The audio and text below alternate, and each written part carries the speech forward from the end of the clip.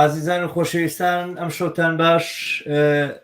جارشتر خۆشحاڵین بە پێکترەگەینەوە لە بەرنامەیەکی تری ڕووداوەکانی هەفتە لەگەڵ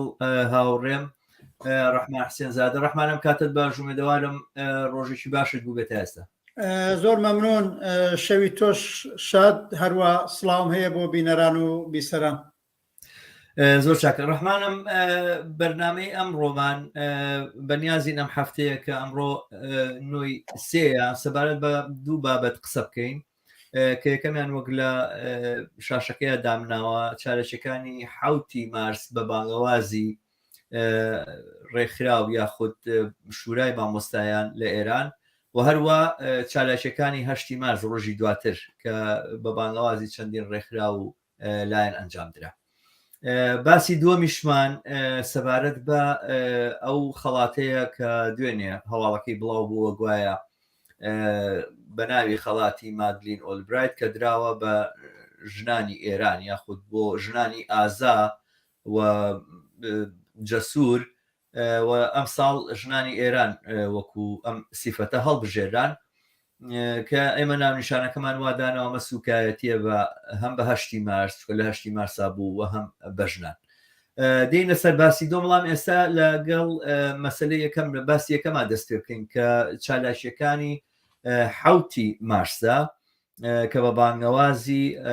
ڕێکخراو یاخود شورای مامۆستایانی ئێران ئەنجامدرا و دوای ئەوە ئەو چالاشیانەی کە لە 8 مارسا ئەنجامدرا. ئەم سەرەتا پێم خۆشە تۆ زۆرتر و نزیکتر ئاگاداری هەموو هەواڵەکانی ناو ئێرانی وەڵامدانەوە بە بانگەشەکەی یاخود بانگوازەکەی ڕێکخراوی مامۆستایان و شورای مامۆستایان چۆن بووە لە چه ئاستێکا بوو؟ بەڵێ،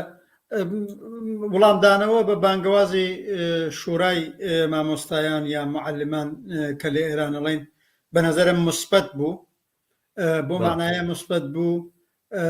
30 شارێک یا زیاتر یا کەمتر لە ئێران لە دڵی ئەم هەلومەرجەدا کە دوای زیاتر لە 5 مانگ لە خۆشی جەماوەری گوزەرا بوو، زاهرەکەیەوە بۆ خۆشە مقدارێک داوێنەی هاتۆتە خوارێ. لە عینە حاڵە جمهوری ئیسلامی هەرچی بۆی کرابوو سەرکوتگەری کردبوو و بە تایبەتەوەمان لەبیر بێ بانگەوازی مامۆستایان لە دژی ئەم کیمیاییکردنی مەدرسەکان و کچان بوو. ئەوەیە بووی گازی شیمیایی و گازی ژەهری تێکدانی شەرایەتی نۆرماڵی کچان لە مەدرسەکانیان بڵاو کردەوە. نزیک 5,000 کەس لە ماوەی ئەم 3 مانگ زیاترەدا بەرحاڵ تووسی سەدەمەی جسمی بوون. نیگەرانێکی زۆر گەورەی بە وجود نابوو. ینی منزومەیە علاوە بەر هەموو ئەو سەرکوتگەریانەی کە جمهوری ئیسلامی کردبووی و زیاتر لە 20,000 کەسی لە زیندان خست بوو و نزیک بە 600 ئینسانی عەزیز لە جێرانی ئەم خۆشی جەماوەری 5-6 مانگەدا گیانیان لە دەستدا بوو، ترس و تۆقاندنی دروست کرد بوو، بە هەموو شێوەیەک بۆ بربەرەکانی لەگەڵ ئەو خۆشە جەماوەریە بوو. ئاخرین نایەکێ لە کەرەسەکانی دیکەی کە دەستی بۆ بردبوو ئەم شیمیا بارانکردنی مەدرسەکان بوو لە دژی کچان و وەنا ئەمنیەکی زۆری دروست کرد بوو. مامۆستایان هاتنە دەنگ و شورای سنفی مامۆستایان بانگەوازی بە دژی ئەم کردەوە جنایەتکارانەی کۆماری ئیسلامیدا و مهم بوو خودی حکوومەتی خستە ژێر بەرپرسیارەتی ئەم کارە. جا لە هەلومەرجێکی ئاوادا زیاتر لە 30 شار جوابی بانگەوازەکەی مامۆستایان داوە و بە نەزەرم ئەو جۆرەی بینرا لە مێدیای ئیجتیماعی و لە زۆرە لە مێدیاکانی تەلەڤیزیۆنی غەیرەز کۆبوونەوەهای گەورە کرا، مزاهرە کرا، قسە و باس کرا، شعاری ڕادیکاڵ بە دژی کولیەتی کۆماری ئیسلامی و شەخسی خامنەیی و دوایەوە ئەم کردەوە قیزەونە ترۆریستیە شیمیایی جمهوری ئیسلامی درا. هەر ئەوە نەبوو، هەر شارەکان و تەداد لە مەدرسەکان نەبوو، بەشێک لە زانکۆکانیش بەرحاڵ بەم مەوجە ئاعترازیە پەیوەست بوون ئەمە بۆ خۆی لە چەند لایەنەوە مهم بوو جارێک نیشانی داوە ئەم خرۆشی جەماوەری و ئاعترازیە بەرابەر بە جمهوری ئیسلامی هەرزیندووە بنەزەر مهم بوو بە شێوەی ڕێکخراو ئەم حرەکەتە سازماندرا شوڕای مامۆستایان بانگەوازیدا و بەدەم بانگەوازەکەیەوە هاتن نیشانیدا شوڕای مامۆستایان لە نێو مامۆستاکان لە نێو خوێندکاران لە نێو بنەماڵەی خوێندکارەکانە نفوس کەلامی هەیە و شوڕایە یەکێک لەو 20 تەشەکولەیە کە ماوەیە لەوە پێش ئەو منشوری لانی کەمی ڕێکخراوە سنفی و مەدەنیەکانی بەرحاڵ مەترا کردووە جێگاوڕەکەی ئەم ڕێکخراوە نیشانەدا و دووبارە زیندووکردنەوەی هەلومەرجی ئاعترازی مهم بوو دروست بوو بۆ سبەی نەشیە بە دەرەجەیەک لە 8 مارسیشە هەرخۆی نیشاندا لەم بابەتەوە کە تەمەشای بکەی و ئەگەر پێت باش بۆ زیاتر واردی وردەکاری باسەکەش من شتێک سەرنجی ڕاکێشام ڕاستیەکەی این بوو حقیقەتێک بوو کە دەرکەوت ئەم جارە کە ئەم شورای مامۆستایانە ڕێکخراوێکی واقعیە بەدەم بانگەوازەکەیەوە خەڵک یەتە دەرەوە و بەدەم بانگەوازەکەیەوە خەڵک ناڕزایی دەرەبڕێ لە بەرامبەر جمهوری ئیسلامی و لە بەرامبەر سیاسەتێکی جمهوری ئیسلامی ئەمە خۆی ڕێکخراوێکە لە ڕێکخراوە پیشەییەکان میهەنیەکان بڵین شورای مامۆستایانی ئێرانە مانگرتنەکانی بینراوە لە ڕابردووە چەند جار بانگوازی مانگرتیان کرد مانگرتنی گەوریان ئەنجامدا خۆپیشاندانیان ئەنجامدا لە چەند جێگا بۆ مافە بڵین میهەنیەکانیان پیشەییەکانی مامۆستایان ئەمە حقیقەتێک بۆ کە زەیزانی بەڵام ئەوەی لە جەرگەی ئەم شۆشەیە لە پاش ئەو هەموو ماوە دوور و درێژە لە بە جۆرێک سەرکوتکردن و بە جۆرێک خامۆشکردن و هەوڵی خامۆشکردنی ئەم ناڕزایانە ئەم حرەکەتە دووبارە نەک بە ئاراستەی خواستەکانی خواستە پیشەیەکانی مامۆستایانە بۆ قەزیەیەکی دیاریکراو کە پەیوەندی بە سیاسەتێکی سەرکوتگەرانی ڕژێمەوە هەیە بێتە دەرەوە و ئەم بانگەوازە کارێ بکا کە خەڵک لەناو هەندێک لە خۆپیشاندانەکانە تەنانەت دروشمی بڕوخێ جمهوری ئیسلامی و دووبارە نامانەوێ ڕژێمی ئەمجارە وتیان کچکوژ یاخود مناڵکوژ دووبارە کرایەوە لە هەلومەرجێکی ئاوایە لە ناو ئێرانە ئێمە بینیومانەکەم بڵێن حرەکەتە ناڕزایانی ڕابردوو شۆشەکانی سەرجادا لەلایەن ڕێکخرا و نیهادی جۆر بە جۆرە و بانگەوازەکراوە ئەم نیهادانە لە پشتپەردەیە بوون ئەفرادەکانیان دیار نییە کەسەکانیان معلوم نییە نازانێک شێک نوێنەرایەتیەکە لە مەحەلە لە فلانە گەڕەکە یاخود فلانە کەسەکانی ئەگەر دیار بن دیارە ڕاستەوخۆ دەستگیرەکرێن و لە زیندانتون دەکرێن ئەمانە کرابوو لە ڕابردانی ڕێکخراوەکان هەن بەڵام ئەم جارە ڕێکخراوێکی عەلەنی خاوەن سابقە کە ناڕزایی تری بەڕێخستووە ئەم جارە ئەفرادەکانیشی دیارن و ئاشکران داوای ناڕزایی دەربڕینەکە و وەڵامدانەوەیشی زۆر باش وەڵامە دێتەوە نزیکەوە کە باسەکرێ 30 شار زیاتر بووە ئەم بانگەوازیان وەڵام داوەتەوە ناڕزایان نیشان داوە کە خۆی نیشانەی بڕوای قۆناغێکی ترە لە بەرەو پێشچوونی ئاستی ڕێکخراوبوونی ئەمە ئەترازێک کە لە بەرامبەر جمهوری ئیسلامی ئێرانە بەڕێکەوتووە ئەم ئەترازەوەمێکە دیارە لە زۆرێک ئێستاوایلاتۆ کە پێوتێش پێڵێن شۆڕش بەمانای شۆڕش ناوێت بن لە خرۆشانی جەماوەری ئەوانە تێپەڕیوە بەڵام ئەم شۆشە لەگەڵ ئەوەیە کە لە ماوانەیە زیندوێ تا گەیشتۆتە قۆناغێک خەریکە ئەفرادەکان و سەرکردەکانی دیارە یەکێک لە کێشە سەرەکیەکانی گەیشتنە ئەنجامی هەر شۆشێک وەرخۆشانێکی جەماوەری ئەوەیە زۆر جار کە تۆ چۆنی داهات و تەمەکەی ڕێگە خەیتۆمانە میشە پرسیارێکە بە سەرسەری خەڵکانی ڕاپەڕیەوە ئەسوڕێتەوە بەتایبەت لە ڕۆژهەڵاتی ناوەڕاستە کە ئێمان وا ئەشکال تەجاروبی شکست خواردووی ڕاپەڕین و خرۆشانە جەماوەریەکانمان هەیە ئەمە ترسێکە خەڵک هەیەی کایە ئایندە چییە بێ بەڵام لە گەرمە و لە جەرگەی ئەم ناڕەزاییانەیە، ئەم جۆرە ڕێکخراوبوونە، ئەم جۆرە دەرکەوتنی ڕێکخراوانەیە و ڕابەرایەتیکردن دەرکەوتنی ڕابەرایەتیشی ڕێکخراوی ئەم ناڕەزانە بە بڕای من هەنگاوێکی ڕوو لە پێشی گرنگ و بڵێن هەرچەنە کەمتر باسکراوانە بەڵام لە ڕوانگەی منەوە وەرچەرخانێکی گرنگ بوو. لە نەزەر منیشەوە زۆر مهم بوو بە تایبەت بانگەوازی ئەم جارەیان با من ئەوە وەبیر بینەر و بیسەرمان بێنمەوە ئەم شورای سنفی معلمان لە چەند ساڵی ڕابردووە لانی کەم لە 3 ساڵی ڕابردووە چالاکێکی پان و بەرینتری بووە خۆ ڕەنگە یەکێک لەوانەی کە ئاگادارن بە تایبەت لە کوردستانی ئێران یا لە ئێران بڵێ جاخۆ پێش ئەم خرۆشی جەماوەری 5-6 مانگی ڕابردوو ساڵە لەوە پێش 2 ساڵەوە پێش هەر ئەم شورای پیشەی مامۆستایان بانگەوازی ئاعترازاتیەدا بە 7 شاری شاتونەتە مەیدان بە 8 شاری شاتونەتە مەیدان بەڵام بەنظرم شتێک کە هی ئەم جارەیان گرنگی تایبەتی هەیە بە 2-3 دلیل یەکەمیانەوەیەوە ئێوە ئیشارەتان پێکرد ئەم جار لەسەر قەزیەیەک بوو کەیتر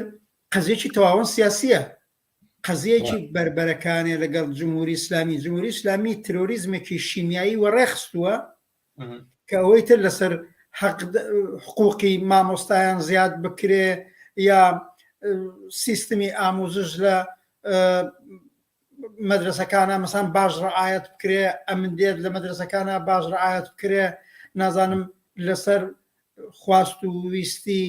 پیشەی و ئەمانە نەبوو یەکەم شت لەسەر قەزیەیەکی سیاسی زۆر حساس قەزەیەکی سیاسیەکە حتا سەرکردەی جەلادی جمهوری ئیسلامی 3 مانگ بێدەنگەی لێکرد بەڵام 4-5 ڕۆژ لەوە پێش ینی خامنەی وەختێ هاتە دەنگ ئەو نە قەزیەکە ترۆریستی و پیسە مەجبور بوو لە یەخەی خۆی بکاتەوە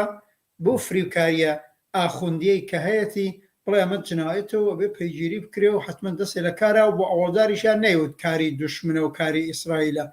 یعنی معلومە لەنێو خۆیانە وەڵعان لە 3 ڕۆژ لەوە پێشەوە کەیتە لە نەزەر خۆیەوە دی لەوە زیاتر ئیدامە پەیدا بکە زۆر بەزەریان تەواو بێت من وەک لە نووسینێکیشان نووسیم دەستوری ڕاگررتنیدا ئالۆ 3 ڕۆژە دەستیان گرتووە ئەدەیەکیان گرتووە بە قەولی خۆیان ئەدەیەک کە تێنەگەیشتوو بوون لە نێو خوێندکارانە نەسیحەتیانەکەن ئەدەیەکشیان گرتووە حتمما ئینسانی کەمتر بێتاوانن ڕەنگە تاوانیشیان بوو بێ بەڵام بەرحاڵ کەسانی ئەسڵی نین بۆی خۆیان نەجات بدن دەنەچە منەڵێم یەک لەسەر قەزیەیەکی زۆر مهم کە کولی کۆمەلگای ئێرانی داگرت بوو ئەوی زەوەی بەرحاڵ ئەوەی من و تۆ لە قسەوباسێکی دیکە نێومانە جهادی کیمیاوی لە دژی خوێندکاران دەست ئەوە بوو دوایەوە بانگەوازی ئەم جارە تقریبان 8 مانگ بوو شورای معلمان جارێتر خۆی تاقی نەکرد بۆ بانگەواز بدە دوای ئەم خرۆشی جەماوەری 5-6 مانگە جمهوری ئیسلامی زۆر حساستر بۆتەوە زۆر هەستیارتر بۆتەوە بەرابەر بەڕێکخراوەکان بەرابەر بە هەڵسوڕاوان لە سازماندراوبوونی کارەکان بە شدت نیگەرانە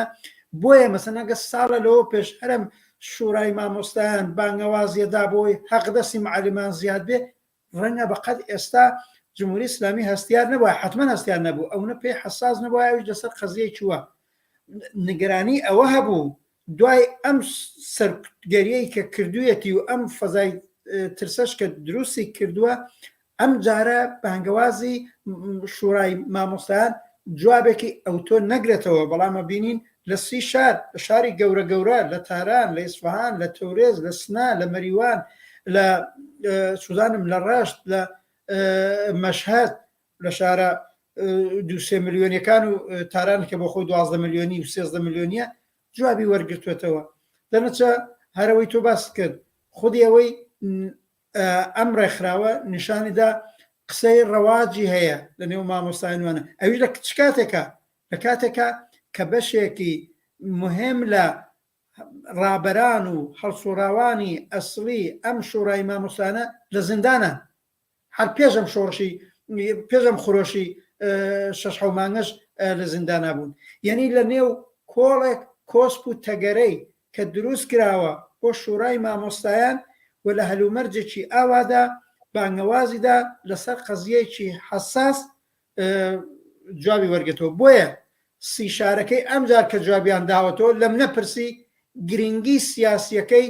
لە 70 شارەکەی ساڵ و نوێلەوە پێشتر کەم ئەهمیەتتر نییە، ئەگەر لە 100 نەبن کەم ئەهمیەتتر نییە. جارێکی دیکە ئەو ئێعتماد بە نەفسەی بە شوڕای مامۆستایان داوەتەوە بە ئێمەش وەکو دۆستارانی ئەو بزوتنەوە کە نەخێر ئەم ڕێکخراوە ئەتوانێ هێز جێبەجێکە، ئەتوانێ حرەکەی ئاعترازی وەرەبخە، ئەتوانێ کارەکەی پەرەبزن. من مطمئنم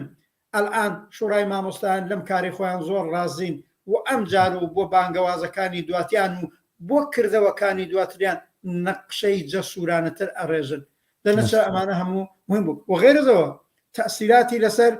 باقی حرەکەی ئاعترازی هەر لەسەر خودی 8 مارسی ڕۆژی دوایی بە دەرەجێت تەسیری بووە دوایەوە لەسەر حرەکەی. ویستم پرسیاری ئەوەش بکەم ڕەحمان، ڕۆژی دوای ئەوە 8 مارس دووبارە چالاکی و هەڵسوڕان ئەنجام درا، بەڵام بە گەرمی ڕۆژی پێش ئەو نەبوو. ئەگەرشی بۆ خۆشی لە ڕووی سیمبۆلیکەوە مەسەلێکی گرنگ و لە چەند شاری گەورە خۆپیشاندانی سەر جادەوە ئەمجارە ڕێک و ڕازنە دروشمی داواکردنی ناساندنی تاوانبارانی پەلاماری شیمیاییەوانە نەبوو. دەم و دەسەر ڕووخانی جمهوری ئیسلامی بوو، هەمان شیعارەکانی کۆن بوو لە شەقامەکانی تاران و ڕەشت و کەرەج و سنە و لە شاری تریش پێما بێ وترانەوە. ئەمەش بۆ خۆی دەرکەوتێکی گرنگ بوو و ڕاستی ئەبێ ئینسان ئەوە بێنێتە بەرچاو. من کە بیرەکەمەوە دەسەڵاتێکی دڕندەی وەکو جمهوری ئیسلامی کە سڵ ناکاتەوە لەوەی کە مناڵی 12 ساڵ و 13 ساڵ کچۆڵی مناڵ بە سیلاحی چینیایی بۆمباران بکات و بیتەقێنێتەوە تووشی حاڵەتێکی ترس و تۆقانیان بکە. بەڕاستی ئەگەر هیچیش نەبوو تا ئێستا خۆشببختانە کەس جانی لەدەست نەداوە لە ئەنجامی ئەم پەلامارانە، ئەگەرچی خەڵکانەکەن لە هزار کەسانێکن لە نەخۆشخانەکان کەوتون. بەڵام شتێکی وانە بۆ، بەڵام بەڕاستی حملەکە حملەیەکی زۆر دڕندانە بۆ لە سایی ڕژێمێکی ئاوایە لە پاش 500 قوربانی لەسەر جادەکان و ئەو دڕندەیی کە بە بەرچاوی دنیاوە ئەنجامێنەدا لە بەرامبەر ئەم خۆپیشاندەرانەیەوە فلیمەکانیمانە بینی. لە پاش ئەوە ئەم جوڵانەوەی لە 8 مارسا بەرپاکرا بەڕاستی هەنگاوێکی گرنگ و بە سیمبولیک بوو لە ئاستی خۆیان نیشانیدا کە ئەم حرەکەتە چنێک ئامادەیەوە چۆن لە فرسەتی ترا ممکنە زۆر بە گوڕوپینێکی زۆرتر بێتە مەیدان. بەڵام دیارە ینی بەراورد لەگەڵ حوتی مانگا من وا هەست دەکەم کە کەمێک کەمتر ئەو هێزەی نیشاندا کە لە حوتی مانگا نیشاندرا. ئەوە دروستە، بەڵام پێشەوەی فوکوس کە مەسەر 8 مارس بە چەند خاڵێکی دیکە بەرابەر بە ڕۆژی 7 مارس و ئەو بانەوازەی مامۆستایان باسکەم. ئەوژەوەیە لە ڕۆژی 7 مارس و ئەو سی شارە ئەو حرەکەی ئاعترازی و جەماوەری تیابوو جمهوری ئیسلامی دەستی وەشار لە گازی فرمێسک ڕێش ئیستفادە کرا و تەسیری بوو لە شتایەکی دیکە هەر بۆ بربەراکانێکردن لەگەڵ حرەکەتە ئاعترازەکە و لەگەڵ تەظاهوراتەکان ئیستفادە کرا. کەسان دەستگیر کران لە نێو معلمان هەتا لە نێو محەسلان، ینی ئەو کردوانشی لە خۆی نیشاندا ڕۆژی پێشوو جمهوری ئیسلامی. و لە عینە حاڵە ئبتکاراتی دیکەش لە دەربڕینی ئاعتراز بەرابەر بە هەرە و کردەوە ترۆریستیەی جمهوری ئیسلامی بەرابەر بە خوێندکارانی کچ بەکاربرا لە شارەکان شعار نووسین لافیتە بڵاوکردنەوە ئەمانە ئیدامی پێدا کرد و تازە هەر لەو ڕۆژەشدا کە لە دژی ئەو کیمیاییکردنی مەدارس بوو چەندین مەدرسە دووبارە هەر تووشی ئەو کارە ساتە بوونەوە. ینی منزورم وەیە بڵێم ڕۆژی پێش 8 مارس ڕۆژی 7 مارس چەندین ئبتکار و چەندین اتفاق و ڕووداوی دیکەش بووە کە لایەنی جۆرا و جۆری تری ئەم قەزیەیە بوو. وەختی ئەگەین بە 8 مارس هەشتی مارس جارێ پێشەوەی لە خودی ڕۆژی هەشتی مارس هەفتەی ئیسفەندە لە ئێران ڕۆژی جیهانی ژنە چکارەیەکرا لە پێشیەوە تەبلیغاتێکی باش فەزایەکی سیاسی باش بۆ ئستقبال بۆ بەرەوپیری هەشتی مارس چوون ئەم ساڵ وجودی بوو کە ئەویش بەشێک نەتیجەی و تەئسیری ئەو خرۆشە شۆڕەجێرانە جەماوەریەی 5-6 مانگی ڕابردوو بوو کە ئەویش بە مەحوەریەتی ژنان بە نەقشی کچان بە نەقشی ژنان من لە نووسینێکی کورتیشا ئیشارەم پێکرد هەشتی مارسی ئەم ساڵ لە ئێران تایبەتمەندیەکیەوە بوو ئاسەواری 5 مانگی ڕابردووی خۆی کە خەباتێکی چڕ و پەڕ بە پێشقەدەمی بە پێشڕەوی کچان و ژنان هاتووە مەیدان خۆی بە هەشتی مارسەوە نیشانەدا ئەو خەباتە ئەو ئەترازە کە بەشێک بە شعاری ژن ژیان ئازادی بەرحاڵ بەشی جۆرا و جۆر هاتبوون و خورەشابوون و نەهایەتەن ژنان ڕۆڵێکی بەرچاویان تیابوو ئەمە تەئسیراتی خۆی لەسەر هەشتی مارس دابوو یعنی ئەحساس دەکرد پێش ئەوە هەر ڕۆژێکی باسی ژنانی تێکۆشەر و ئازادی خوازە لە کۆمەلگای ئێرانە کە چۆن نەخشە نوێنن چۆن ڕۆڵ ئەنوێنن دەنەچە ئەمە لە تەبلیغاتە تۆ ئەتبینی لە مدیای ئیجتیماعی لە تەلەڤیزیۆنەکانی فارسی زمان کوردی زمان کە ڕوو ئێران بوو لە لافیتە لە بڕیارنامە لە برۆشۆر ئێمە پێڵێن نازانم بە کوردی لای ئێوە دقیقاً چی پێڵێن هەموو ئەمانە ینی ئێستقبالێکی باش بۆ هەشتی مارس وجودی بوو لە عینە حاڵە ئەم ڕۆژی پێشووتر حوتی مارس هیچ تەئسیراتێکی مثبەتی بۆ ڕۆژی هەشتی مارسیش بوو فەزایەکی ئەترازی بێ بەڵام لە عینە حاڵە دەتوانم بڵێم ئامادە باشی نیروی نظامی و ئینتزامی جمهوری ئیسلامی کە لە ڕۆژی حوتمە دەستی پێکردو بۆ ڕۆژی هەشتمیش درێژێ پێدا خوب ڕێگریشی دروست کرد ئەبێ ئەوەش لە بەرچاو بگرین باوجودی هەمووانە منیش لەگەڵ یەک قسەی تۆ هاوڕان من بەش بە حاڵی خۆم انتظارمەوە بوو لە شارەکانی لە زۆر شاری گەورە ئیمکانی اجتماعات ئیمکانی مزاهرە ئیمکانی سخەنڕانی و بەیانیە بە بۆنەی هەشتی مارسۆ بوو ئەوەی کە بوو بەرحاڵ عاقبەت حەد یەقەنێ ماتوانین 7-8 شار لە شارەکان ئەم کاریان تیا بوو لە تاران بوو لە کەرەج بوو بەتایبەت لە ڕەشت بەڕاستی زۆر پێشڕە و ئازادی خوازانە بوو هەموو شتێکی مۆری رادیکالیزم و چەپی پێوە دیار بوو لەوەی یاوە نەڕووسەری نەتووسەری ئازادی و بەرابەری و لە زۆر شعاری رادیکالی دیکەی کە باسییان کرد تەواوەن لە زۆر جێگای دیکەش تەواوەن بۆنی ئازادی خوازانە و بەرابەری خوازانی تیا بوو ئەنی لەو شارانە بوو لە تاران بوو لە کەرەج بوو لە ڕەشت بوو لە خاش بوو لە من هەروە چەند شارێکی دیکەشم یادداشت کرد وەگەر لە شارەکانی کوردستان لە سنە یەکسری ئەقدامات کرا لە مەریوان کرا لە بازە لە شارەکانی دیکەش بەرحاڵ حاڵەتی پیکت و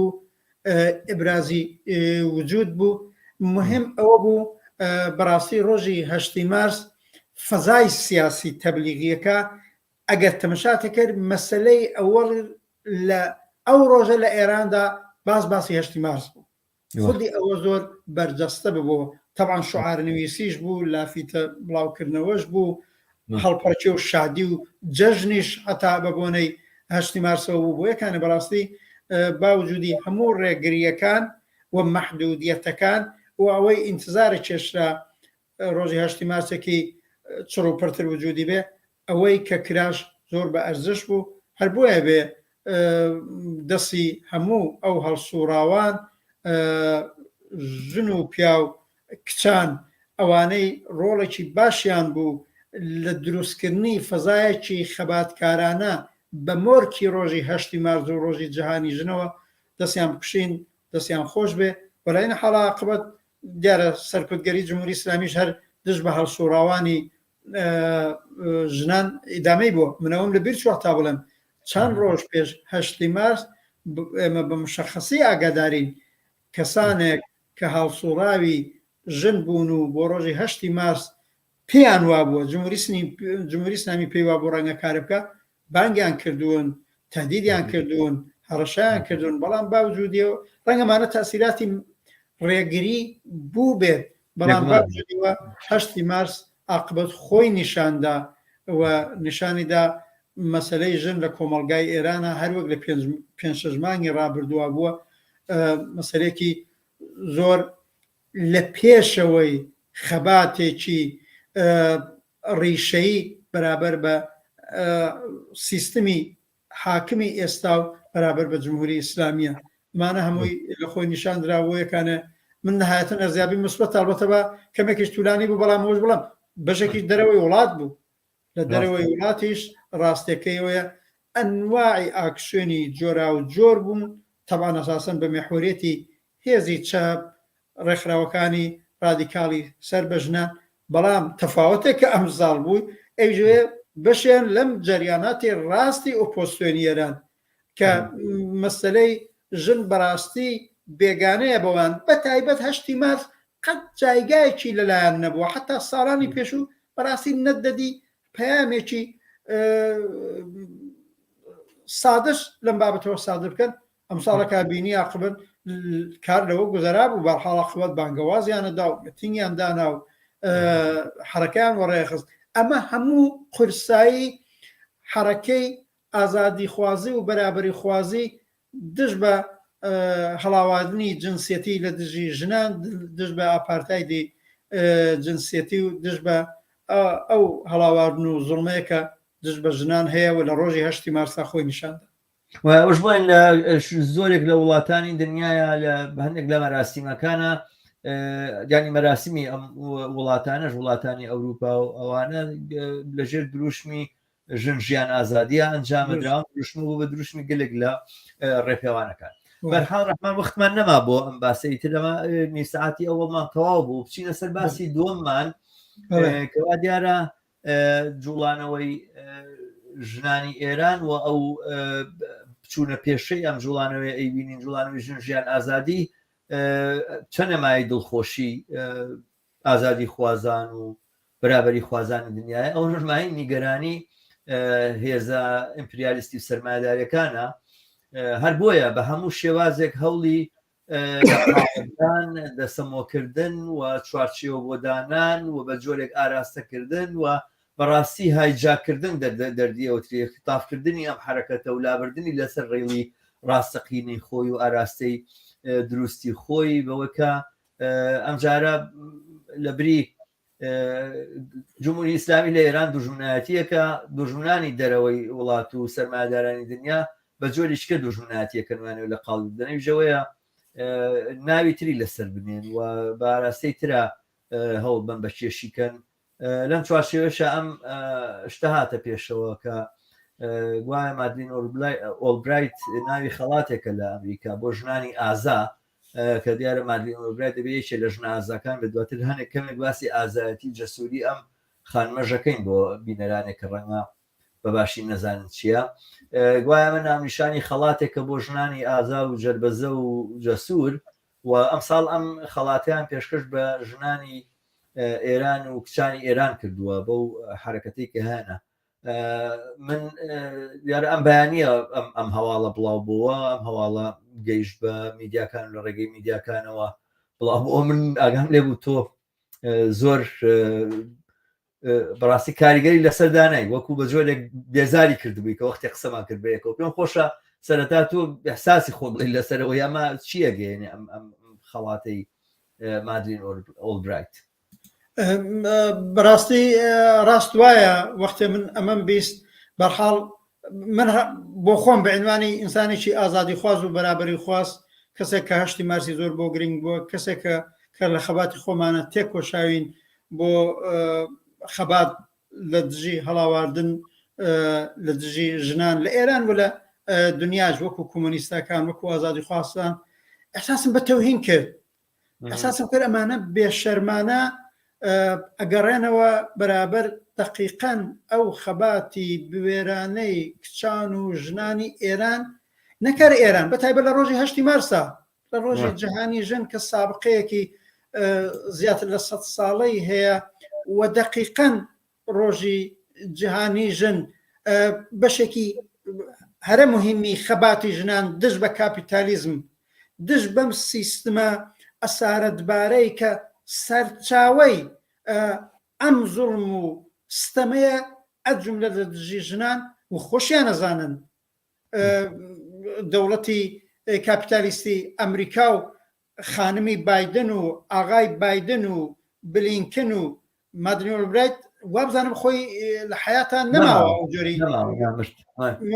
نەماوە بنیادێکی هەیە کە پێمان بە تۆش هەرزاتی باشتر هەیە چونکە ئێمە تاریخێکی ڕەشی بەتایبەت لەگە خەڵکی عێراقەیە لە بەشی خۆتا لەسەر ئەمە بدوێت ئەحساسم کرد کە ئەمانە چەندە بێت چاوەڕۆن چەندە بێشەرمن چەندە ئەم دنیاە پێچەوانەیە خەباتێکی پڕ لە شانازی کچان و ژنانی ئێران کە دژ بە چەوسانەوەیە کە دژ بە ئاپارتایەتی جنسیەتیە کە دژ بە سیستمێکە کە تووشی ئەم کارەسات و مەینەتبارەی کردوون ئەویش بە حاڵاقبەت ئەمریکایەکەوە دەوڵەتی ئەمریکا منزورە دەوڵەتی ئەمریکایەوە سابقە جوانەکەی بەرابەر بە ژنان و کچانی ئەفغانستان کە لە ساڵ و نیوی پێش تاالبانیان ڕێگادا بێتەوە قدرت چه بەڵایەکیان بەسەر هێناون تەجروبەی عێراق تۆ لە من باشتر زانی چه بەڵایە لە نەتیجەی کارکردی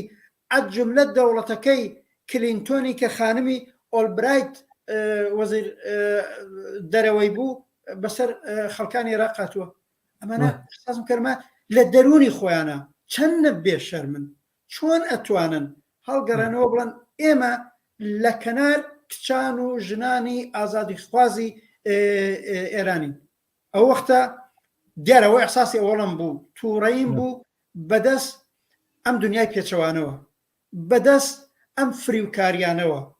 بەدەست ئەوەی توی شاز بکە حەولدانێکی بێشەرم بۆ هایجەکردنی حرەکەتێکی شۆڕەجێرانە هەیە بەڵام خارج لەوەی چەندە تووڕە بین و ئەحساسی ئینسان بجوڵەکە ئەبێ بجوڵەوە هەر پێی ئەوەش بەڕاستی یادداشتێکی کورتیشم نووسی لەسەر فەیسبووکەکەم و لەسەر ئینستاگرام بڵاوبووە دوایەم بێ ئینسان منوتۆڵکان قسەی دەکەین بۆ واکەن ئەمە لە چوارچێوەی ئەو پرۆژە سیاسیەی کە دەوڵەتی کاپیتالیستی و ئەمپریالیستی ئەمریکا بۆ ئایندەی ئێران هەیەی ئەبێت تەمەشای بکەیت ئەمان حەولەدان ئەمان بە تەواوەتی ترساون لە ڕەوتێکی شۆڕە جێرانەی کە لە ئێران بەڕێوەیەوە لە ڕاستیشیا ژنان هەیە لە ڕاستیشیا کچان هەیە دەینشتێ اتفاقەن ڕێگری بۆ دروستکەن مانعی بۆ دروستکەن فریوکاری بەسەریا داسەپێنن لە چوارچێوەی بەرجەستەکردنەوەی ئالتەرناتیوی ڕاست بۆ ئایندەی ئێران ئەم نەوعەکارە بکەن و لە نێویشیدا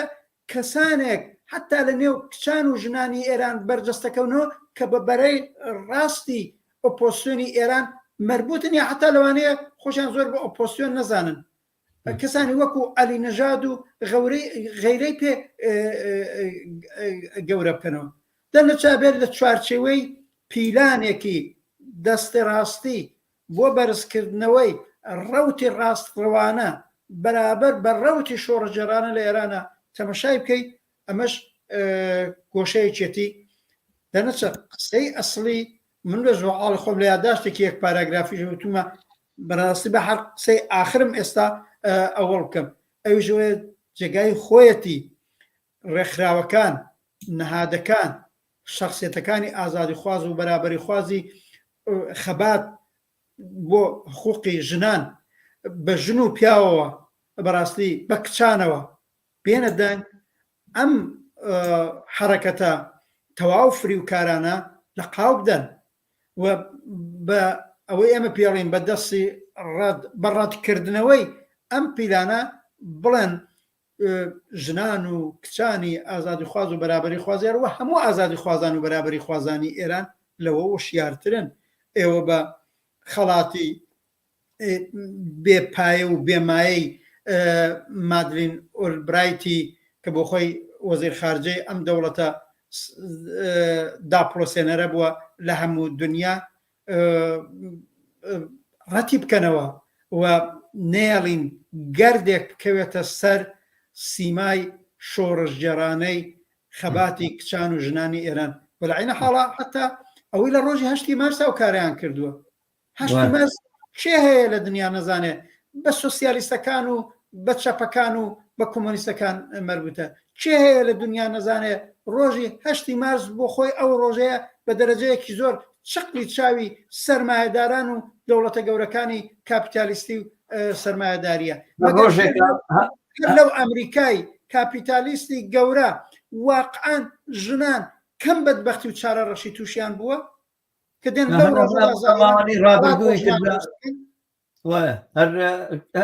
هەشتی ماش بۆ خۆی هەر لە مێژووشە ئاوایە بەردەوەی بێتە ئەوروپاوانە لە ئەمریکاوە دەستی پێکرد لە بەرامبەر دۆخی چینالەباری ژنانی کارگەر و ژنانی زەحمەتکێشی ئەمریکایە هەشتی ماش دەستی پێکرد و بوو بەشێک پەیوەندی ئەدەنەوە بە سووتانی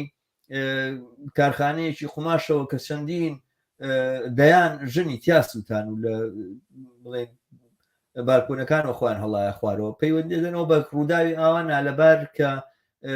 دیار بووە ژیان و ئەسڵان شخصیەتی ژنانوانە هیچ بەهایەکی نەبووە لەو چوارچێوە هاتوتە پێشەوە ڕەحمە ئەم باسا لە مادلین ئۆلبرایت بە حەدێک بەڕاستی ئەگەر وەکو کەسێک لە عێراقەوە سەیری بکەی زۆر جێگای بێزاریەکی زیاترە مادلین ئۆلبرایت کە ئێستا وەکو نمونەی ژنی ئازای ئەمریکا ناوراوە تۆ باسە کرد کە وەزیر خارجەی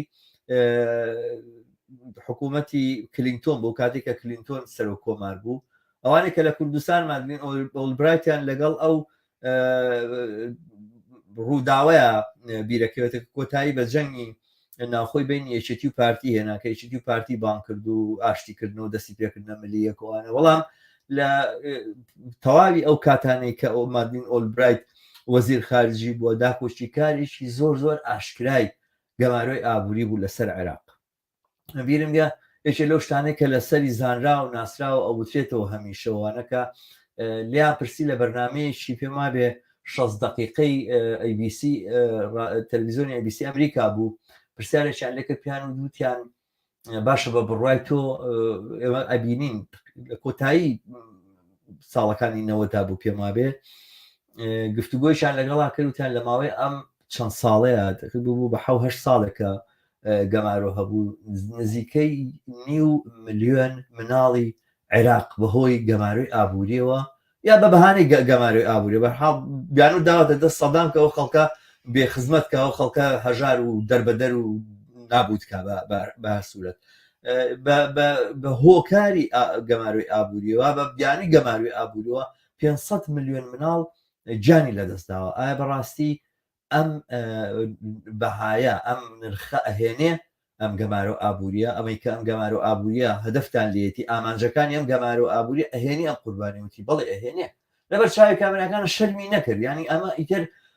تەکیدکردن بوو لەسەرەوەی بەڵێ ئەزانین کە مناڵی عێراق بەهۆی گەماروی ئابووریەوە ئەمرێ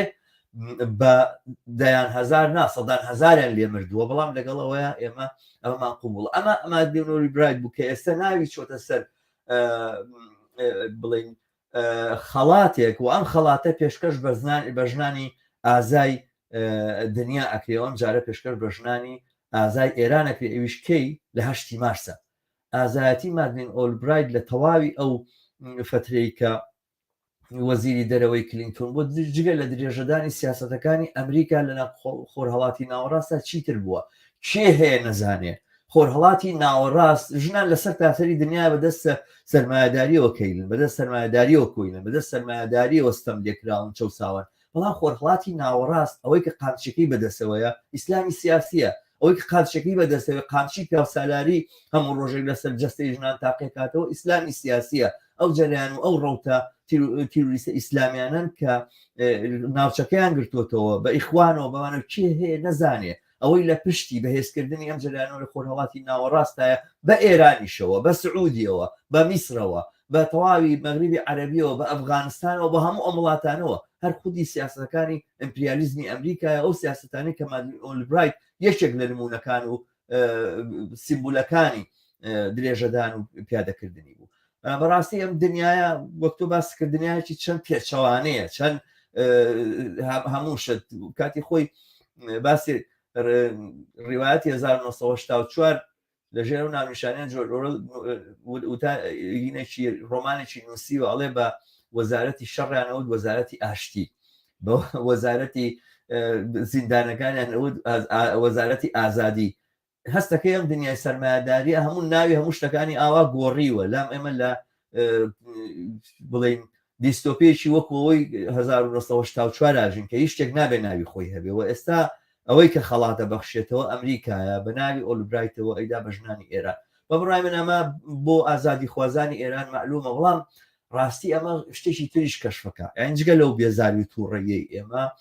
بچینە سەر ئەوەی کە ئەم جوڵانەوەی ئێران لە بەردەمی خەتەرایە مەسەلەکارەوە نییە جمهوری ئیسلامی ئێران خەریکە کوشتارەکە لەسەر جادا ئازادی خوازان لە زیندان تومەکە مناڵان و گەنجان و لاوان و ئەوانە ئاداتە بەر ڕێژنەی گول لەو ئەوانە ئەمە بەشێکی زۆر بەرژەستە و دیار و ئاشکرای دژمنێکە کە بە خوێن و تینۆ ئێوێ لە ناوت بەرێ بەڵام ئەوەی کە خەریکە لە بنەوە ئەم جوڵانەوە ئێوێ لە گرێژنە دەربێنێەوە لە ڕوتی خۆی بەلا ڕێیا بەرێ واستن بە فارسەکەن خونسای کاتەوە یاخود پەچی بخە یاخود اختتافی بکە و دووری خاتەوە لە ئامانجە ڕاستەقینەکانی خۆی ئەم دوژمنانەی دەوروبەر و لەوانە ئیمپریالیستەکان و بە تایبەتی دەوڵەتێکی سەرمایهداری و درڕندەی وەکو ئەمریکا لە مەڵاسان لە کەمینان بۆ ئەم کارە و ئەمە بەڕاستی ئەو بەخاتیرە گەورانەیە کە ئەم حرەکەتەی ئێران ڕوبەڕوویەتی ینی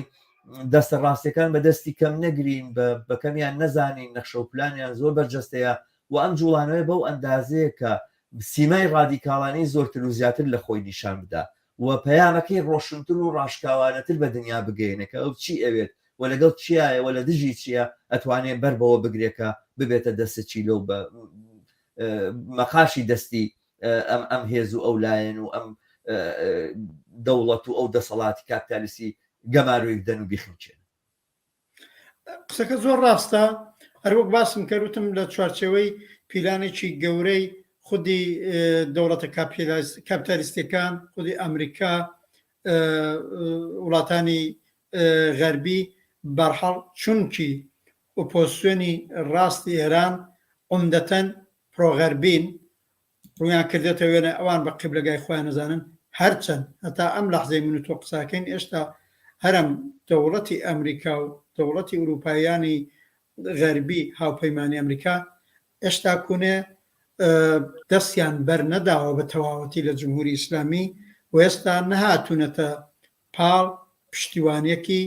100% لە ئۆپۆزیسیۆنی ڕاستی ئێران هەر لەم ڕۆژانەدا تۆ بینی دووبارە لە فکریەوەدان بەرجام زیندوو بکەنەوە ئەو پرۆژەی کە لەسەر مەسەلەی هەستەی لەگەڵ ئێران هەیەە معنای چییە؟ ینی فەرزیانەوەیە کۆماری ئیسلامیەک ببێ ئەوانیش بەرجامیش زیندوو بکەنەوە و پەیوەندیە اقتصادی و ئەوانەی حتا سیاسیان کە هەر هەیە لەگەڵی ئیدامە بدەن هەر بەو پێش ئێشتا کونێ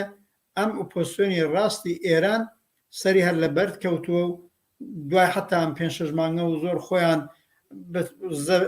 زەبری مێدیای وەکو ئیران ئینتەرنەشناڵ و BBC و من و تۆ خۆ گەورە کردوێتەوە بەڵام ئێشتا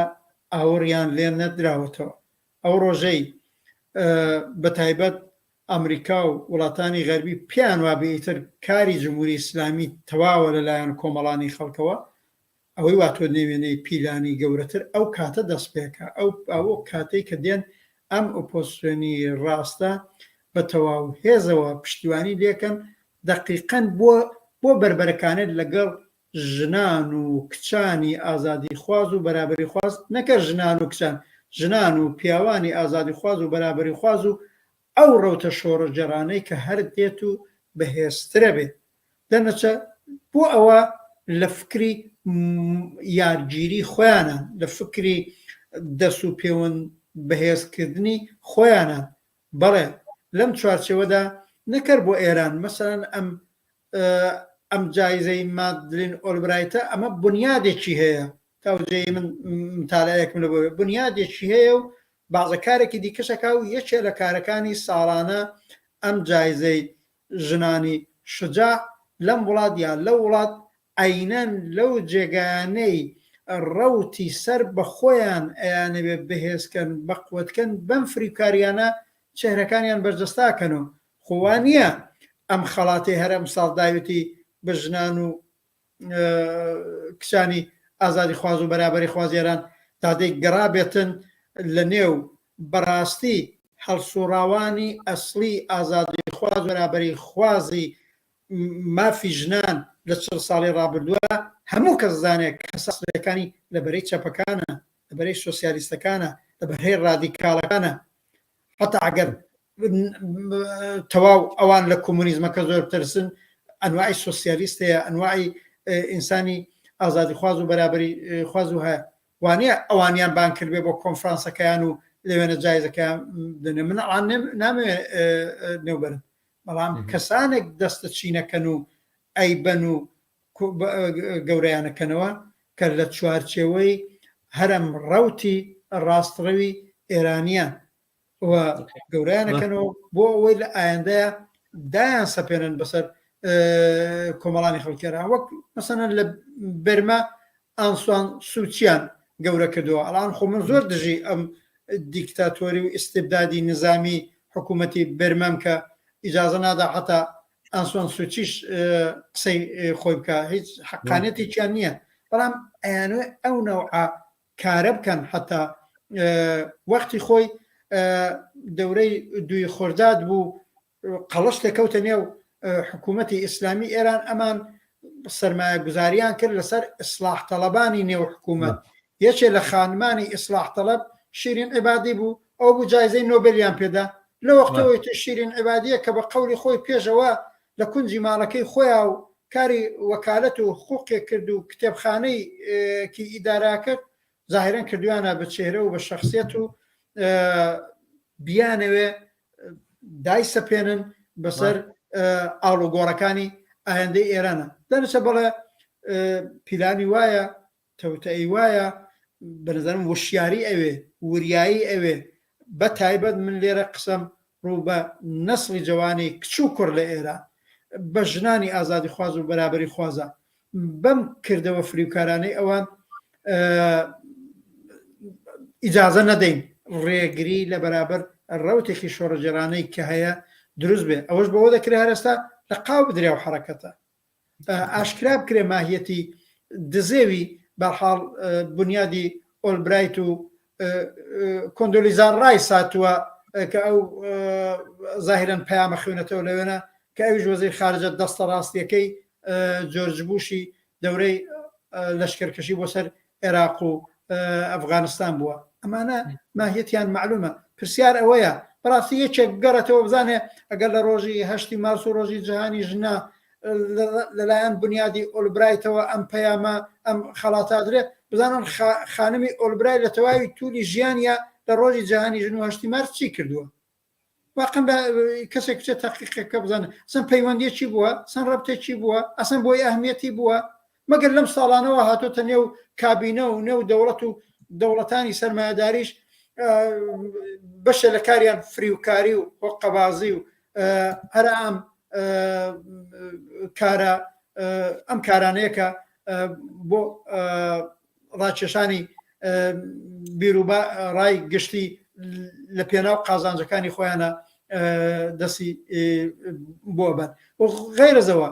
خودی ئەمریکا هەموو دەوڵەتانێک کە هاوپەیمانی ئەمریکان لە دنیا تەمەشاکەن بزانن چەندە دژژنن بەتابەت و خۆرهەڵاتی ناوەڕاستی باس کرد ئەوە دەوڵەتی عەرەبستان ئەوە دەوڵەتە عەرەبیەکانی کە هەن یەکێ لە کارکردەکانیان چ ئەوانن وە ئیسلامین چ ئەوانەی وە نەوعی ناسیۆنالیستی عەرەبیە یا یەکێ لە کارە هەرە گەورەکانیان دژایەتی لە پێش هەموو کەسی ئینسانی هەر کۆمەلگایەکە لەگەڵ ژنان بووە تەماشای لە پاکستان کە بزانێت چ بەڵایەک بەسەر ژنان دێ ئەفغانستانێکە ئەوان ڕمبازێنیان تیا کرد هەرە دەوڵەتی تازەی کە لە عێراق ناویانەتە سەرکار دوای ڕوخانی سەددام بزانین کارکردیان لەسەر ژنان لە کۆمەلگای عێراق چۆن بۆ لە کۆمەلگای کوردستانە منزانم ڕژیمێکی فاشیستی وەکو باعس و سەددام و پێشەوەش دژی ئینسان بوو دژی ژنیش بوو خۆ معلومە ئینتزارێک لە دەوڵەتای ئستبدادی سەرمایه‌داری کە گویا باشتر بن بۆ ژنانە بەڵام بەڕاستی ئەمانەی کە دوای سەدامیش هاتوونە سەرکار بەرابەر بە ژنان ئەگەر خراپتر نەبوو بێتن بەنظرم چاکتر نەبوو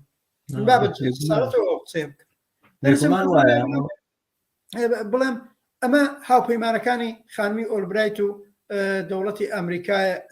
دەنەچم معلومە پرۆژەکە پێچەوانەیە معلومە پرۆژەکە فریوکارانەیە معلومە پرۆژەکە دژایەتیە لەگەڵ مەدی ئازادی خوازی و بەرابری خوازی معلومە پرۆژەکە دژایەتیە لەگەڵ ئەم ڕەوتی شۆڕەجێرانەی کە لە ئێران بەڕێوە و بە شۆڕشێکی کۆمەڵایەتی تەواو بێ قسەی تیانە هەر ئێستا سات و سەودا بکەنەوە لەگەڵ کۆماری ئیسلامی لە بیریانەچێتەوە کچانیان بە شیمیایی چی لێ کردووە لە بیریانەچێتەوە هەر لە ماوەی ئەم 5 مانگەدا 600 ئینسانی عەزیز جانی بەخت کردووە هەمووانیان لە بیرەچێتەوە دەنەچە ئەمە وشیاری ئەوێ لە قاودانیەوێ تەواو قسەکە ئەوەیە ئالتەرناتیوی چەپ و ڕادیکاڵ لە ئێران بە وشیاری زیاترە بێت لە مەیدانابین بە سازماندراوی بە وشیاری بە یەکگرتووی وە بە پەیامێکی ڕۆشنتریشەوە حسێنزادە بە پەیامێکی ڕۆشنترەوە ینی بەشێک لەوە کە ئەتوانێت ڕێگە بگرێت لەوەی کە بەڕاستی نیولیبرالیزم و باڵا فیمینیستەکەی ئەوانە بتوانن ئەم جوڵانەوەی ژنژیان ئازادیە کە جوڵانەوەی کە بەڕاستی دروشمەکەی دروشمێکی جوانە بەڵام وەک لەگەڵ هاوڕێ فاتح شێخە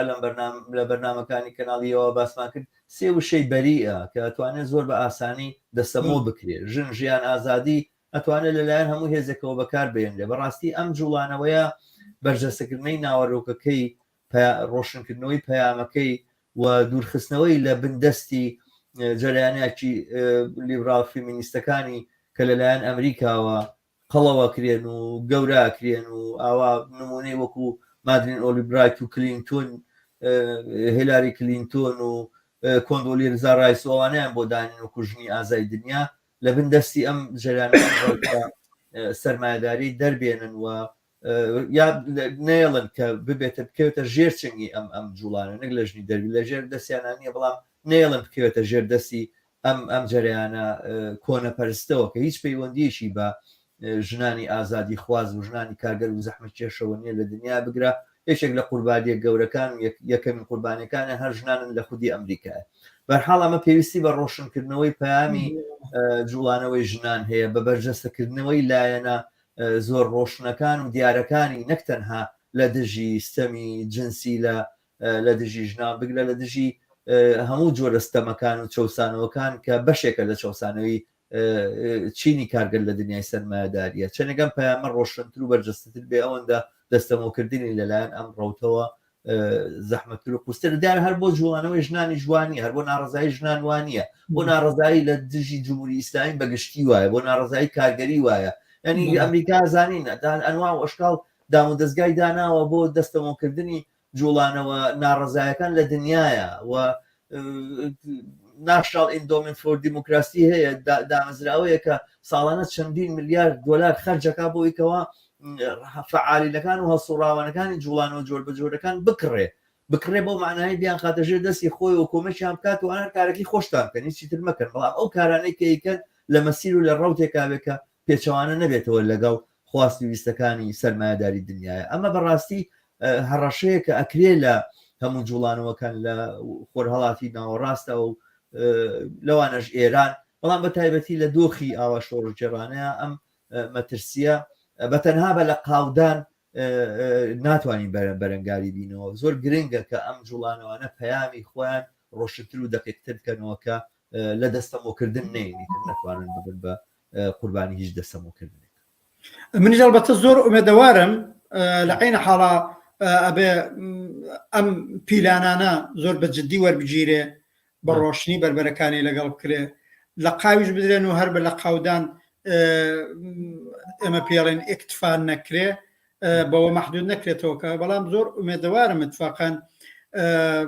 ڕوتی ڕادیکاڵ و چەپ و ئازادی خوازی و بەرابری خوازی ئێران ئەو نە وشیاری هەیە ئەو نە ئاگاهی هەیە کە بەڕاستی ئەم ڕێگریانەی کە زلهێزەکانی کاپیتالیستی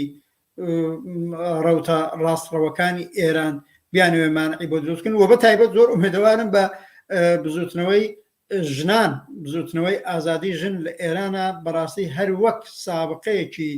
پرشنگداری لە ساڵی 57 ئێرانی یا 79 زاینیەوە تا ئێستا بوو یەکەمین بزوتنەوە بوو بەرابر بە کۆماری ئیسلامی ئەڵبەتە هەمزەمان لەگەڵ بزوتنەوەی کرێکاری بەڕاستی هەر لەو یەکەم مانگی بابوو بۆ تاریخ دووبارە تکراری کەمەوە هەر لە یەکەم مانگی دوای دەسەڵاتگرتنی خومینی و دار و دەستەکەی لە مانگی ئیسفەندا ئەوە بوو لە ڕۆژی 8 مارس ئەوەڵین حرەکەی ئاعترازی بەرابر بە کۆماری ئیسلامی ژنان کردیان هەر لە دژی حجاب بوو بەڵام هەر لەو مانگی ئیسفەندەدا تەحەسونی بێکاران لە تاران لە ئیسفەهان و دواتر لە شارەکانی کوردستانی ڕێکوێنی ئەم دوو بزوتنەوە هەر لە یەکەم مانگی دوای دەسەڵاتگرتنی خومینیوانەدا هاتنە مەیدان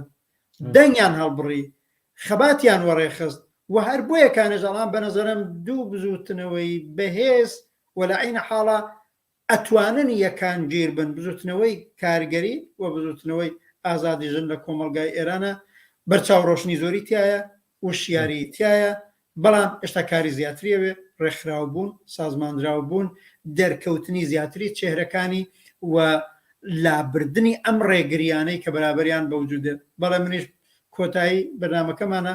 زۆر ئومێدەوارم و پێشم وایە ئەوە بینی هەر لەم شەو و سبێنی و دووسبەوە مێدیای ڕوو بە ئێران تۆ تاقیبکەی متمێنم کەسانێکەن ئەچن پیان پرۆپاگەند دەکەن بۆ ئەم جایزەی ئۆلبرایتە بەڵام من پێم وابێ لە دەرونی هەم نەهاد و ڕێکخراوەکانی ئازادی خواز و بەرابری خوازی ژنانەوە بگرا هەم لە چێرە و شەخصیەتەکانیەوە هەرو جۆری من و تو ئینتزارمان هەیە لەم گفتوگۆیە هەم دێن بەرابەر بەم پیلانجێڕی و بەرابەر بەم کارە سووکە و ئەم نمایشە سووکەی بنیادی ئۆلبرایت حتمما هەڵوێز دەرەبڕنوە ئیجازە نادرێ ئەم خەباتی شۆڕەجێڕانەی کچان و ژنانی ئێران هایجەک بکرێت لەلایەن ئەوانە باشە دەستخۆش ڕەحمان من ببیرم نەچێ بەر لەوەی کە بەرنامەکەمان تەواوکەین سوپاسیم هاوڕێیانە بکەم کە کۆمنتیان نووسیوە و سڵاویان مردووە بەشێکیان بۆ تۆ هاوڕێ ڕەحمان ڕەحمان هاوڕێ سێوار و هاوڕێ خەسە و خالید و هاوڕێ ئومێد عوسمانیش ئەڵێ سەرکەوتوو بن زۆر سپاسیانەکەین بۆ پشتیوانیان و بینەرمان بن و هەموو هەفتەیەک ڕۆژی پێشەمە سەعات 9 بە کاتی کوردستان ئەم بەرنامەیە پێشکەشیەوەی ئازیزەکرێت ڕەحمان پێویستە بەرنامەکەمان لێریا کۆتایی ببین منی زۆر سپاسمێ بۆ دۆستانە بۆ هاوڕێیانە و بۆ هەموو بینەر و بیسەر هاوڕێیان و ئازیزان بە دەوری خۆتان ئەم بەرنامە لە ڕێگەی یوتیوبەوە لینکی کەناڵی یوتیوبی هیوای لیکێن بەرنامەیە لە یوتیوبەوە لە سوشیال میدیاوە بڵاو بکەنەوە تا یەکتر دیتنەوەیکی تر بە شادی و کامەرانی تەنەسپێری هەر شاد